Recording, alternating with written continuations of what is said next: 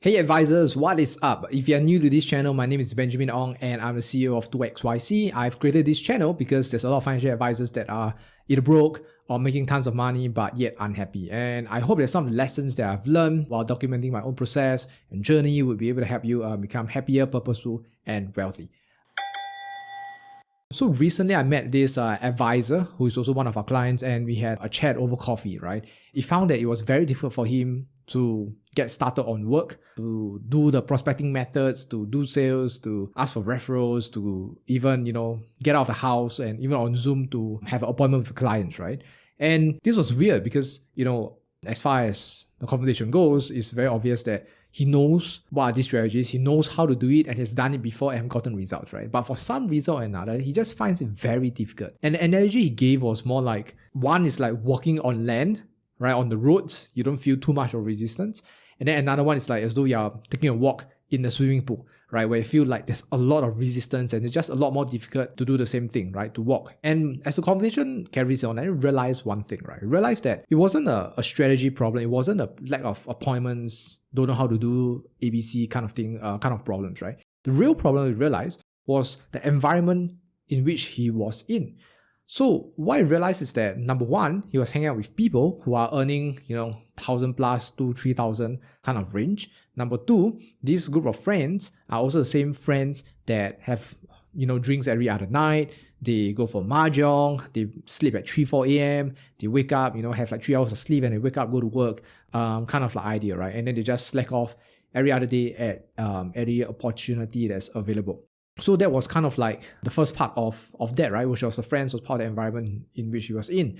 And then he realized that he started to act and behave kind of like similar with them because he hangs out a lot with them as well, right? And this really comes up with this whole entire cliche quote of, you're the average of the 5 friends that you hang out with, so their habits, their environment is going to be like yours. If the amount of income that they're earning is going to be it's going to be your income as well and things like that, right? And the reason for that is really because your environment subconsciously controls your behaviors. So this is something that I feel that's true to my heart and something I want to share with you guys about as well, right? The reason why environment is a factor that is so underlooked is also because nobody cares to really look at it, right? They always talk about the strategies, they always talk about what they can do consciously, to wake up every day at 5 a.m., whatever it is that they do. But more often than not, what happens is that, they either die off or realize that, they find it very, very hard to execute on these strategies and the new things that they want to work on, right? And this analogy that I shared with a lot of my clients before is this, right? So just imagine that, let's say today you're driving a Ferrari car, right? Whatever Ferrari car it is, it's a supercar, whatever it is. And let's say you place your foot on an accelerator and you take one step forward, right? What do you think is going to happen? The car is going to move forward, right? And if you step it harder, and it will just move faster, right? So it's just logic, right? It's just common sense. But if today you place that same car inside the ocean, right? And then you try to step on the accelerator, what do you think is going to happen to the car? The car is probably not going to move forward. In fact, it's going to go downward. It's going to sink, right? So then now the question we want to ask ourselves here is this. Is this a problem with the Ferrari car, or is this a problem with the environment, right? Is it a car problem or is it an environment problem? So if you actually think about it, there is a huge possibility that the problem might not be within you per se. It might not be that you're not working hard. It might not be that, you're not smart enough, whatever it is, right? But merely just the environment in which you are in. Like if you really think about it, there's a lot of times that, a lot of us, we are actually smart. We are actually putting in the work. We are talented. We are hardworking and everything else. But it's just so hard, right? It's just so hard to get over some behaviors and everything else purely because of the environment in which you are in, right? That's why in this video, I'm going to share with you 3 of the key things that I usually share and even look at on how to protect and control the environment so that it gives us the desired behaviors that we want to have and also the desired results and success in the future as well, right? So the first one, a bit controversial, but the first one is really the pruning of relationships. When I look at relationships, you want to look at your family members, your friends, your colleagues even, especially advisors, right? Like for yourself, your colleagues even. And the first thing you want to do is to prune, right? The keyword is prune the relationships, not cut, right? Cut is, when people say cut off the relationship, it's more like you're really burning the bridges and everything else. But when you look at from a standpoint of pruning, it's more of just trimming, right? You're just kind of removing. So you look at a tree, for example, right? cutting down a tree is literally like you cut it down, right? But when you say you're pruning a tree or a plant or whatever it is, you're not removing the entire thing. You're just removing parts of it that is no longer serving the plant. And in the same vein, in your own environment, if your friends, your family, or whatever it is, it's not about cutting them off, but rather pruning parts of relationship that is no longer serving you in your advisory business or in your advisory career or at this stage in your life right now. So what it means, for example, is let's say you hang out with friends that are, have habits that are maybe detrimental to your success, right? Maybe they're just drinking every day and they expect you to drink with them every day, right? Instead of like drinking with them every day, instead of cutting it off and saying that, hey, I don't want to be your friends, bye-bye. Instead of doing that, what you want to do is instead of hanging out with them 5 times a week, you might want to hang out with them once a week. Or you might want to hang out with them once every 2 weeks. Okay? So it's kind of like you still want one portion of it because like it still serves as maybe some form of a stress relief, maybe it's some form of pleasure that adds happiness to your life. So you still want to prune to the extent that maybe you just left 1 session rather than 5 sessions a week. So that's kind of like the idea of pruning, right? Obviously, this is a little bit uncomfortable topic that not a lot of people want to talk about or even raise up, because especially if you bring this conversation to your colleagues whom you might have seen every day or even working together every day, right? It's hard for you to say that, hey, what, I don't want to hang out with you guys for lunch or for dinner. But here's the thing, right? If you hang out with, advisors or your colleagues that might not be doing better than you or who might, be doing worse than you, these are probably not people that you want to hang out with most of the time, right? I know it's not the easiest to do it, because there's always usually a lot of judgment, there's a lot of like backlash from people. And from my own experience, the greatest and the largest kind of like backlash and negative effect, right, is usually from people that are very toxic and negative in your life. Okay, so I'm not sure if I experienced it, but this is kind of like my experience from that, right? So it's not an easy thing, but you gotta kind of like prune those relationships, right? Because at the end of the day, like, yes, it's hard and it's kind of like a problem, right? Because you don't want to lose to friends, you don't want to make them feel unhappy, etc., etc. But these are also the same group of people that's kind of holding you back from your success, right? These are also the same group of people. So you got to choose your problems, right? Either you have the problem of dealing with some backlash or some unhappiness with your friends, or you deal with the problem of not being successful and struggling every day to get your results, right? You got to choose your own problems, right? But basically, case in point is that, the first way to protect and control your environment is to prune the relationships in a very appropriate way, right? So that's number one. Now, number two, and this might come as a surprise, right?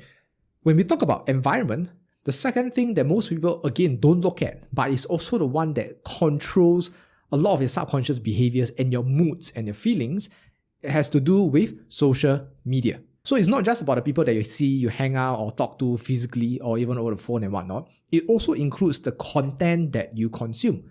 So which more often than not is usually like on your phone or laptops, right? Maybe you look at TikTok, Instagram, Facebook, YouTube, yada yada, and things like that, right? So if you look at the amount of time we spend on social media or on the phone, you really think about it, these are some of the content that we've seen are also the things that pollutes our mind, right? And even affects it negatively. So I give you an example. So one of the very common situation, especially as advisors, if let's say, especially if you're not doing the best, for example, in terms of results, right?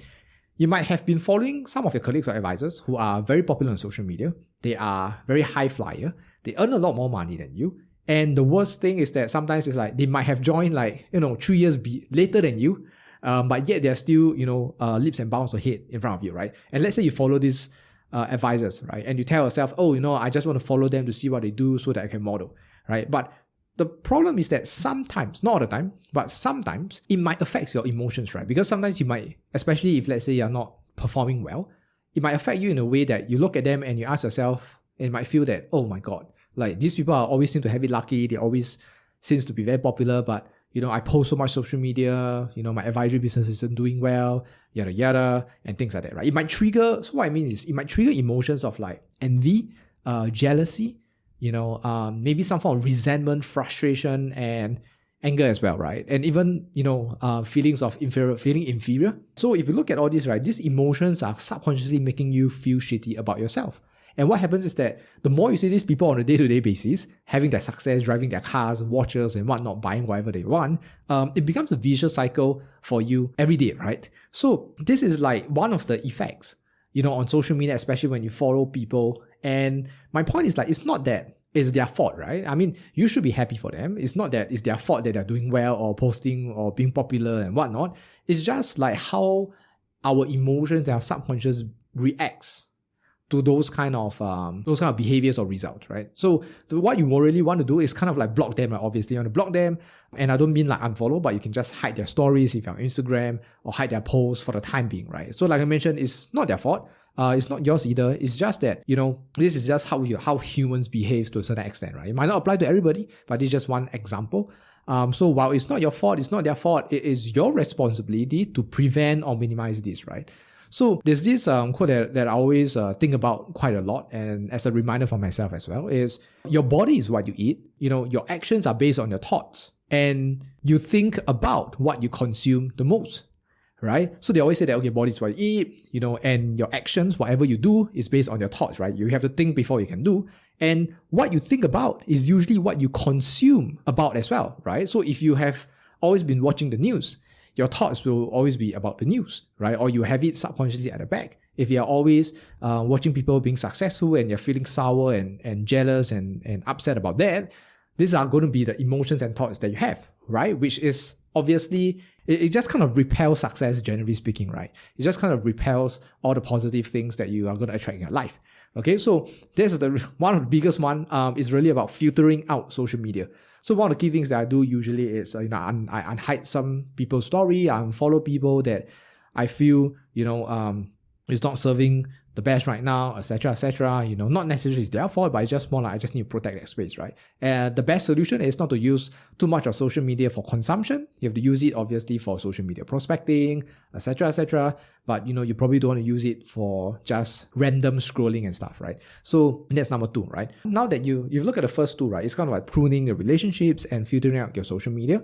The third one is crucial, right? The third one is you want to hang out with amazing people that will lift you up. So what do I mean by that, right? You want to hang out with people, advisors, your colleagues, mentors, your manager, your bosses that really lifts you up. They encourage you when you're down. And I'm not talking about like fluff kind of encouragement. I'm not talking about like, hey, you can one lah, you should, tell you should do it, I'm sure you can, blah, blah, blah. Like, you don't want just like superficial kind of like comments, right? You want people that really genuinely wants you to do well. They really have your interests at heart, that abundantly and openly wants to help you without any form of agenda, right? There are too many people, and you might know a couple of them, right? That if, you feel like they just want to help you because, they just want to look good in front of others, right? And things like that. But actually, they don't really, really want to help you genuinely. Like, these are the people that you probably wouldn't want to hang out the most, right? So you want to hang out with people that genuinely wants to help you, right? Unfortunately,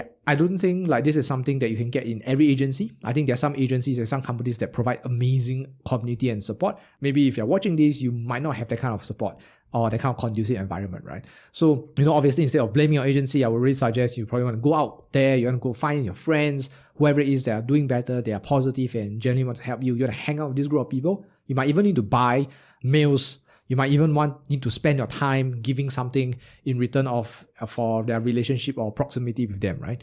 And things like that. But I can tell you that it's going to be worth it because, again, it's not about changing the Ferrari so much, right? It's about changing the environment in which you're in. You don't want to be in the ocean. You want to be on the land, right? So one of the things that I think I was watching like Tony Robbins on his YouTube video and stuff, and he said this. He said that proximity is power, right? The closer kind of access that you have to someone that is of higher standards or like earning money, the better your chances are at succeeding, right? So if you then surround yourself with these people, success is really pretty much inevitable, right? If you really, on the day-to-day basis, hang out with a group of friends, colleagues, mentors, bosses, or community of people that are very, very successful, they are really genuinely happy, they have the core values that encourages success and abundance, etc., etc., then it's very hard for you to fail. You know what I mean? Like, it's very, very hard. This doesn't mean that you won't have failures, but more often than not, you'll be propelled forward with this group of people, and therefore your success is pretty much guaranteed, assuming you put in the work,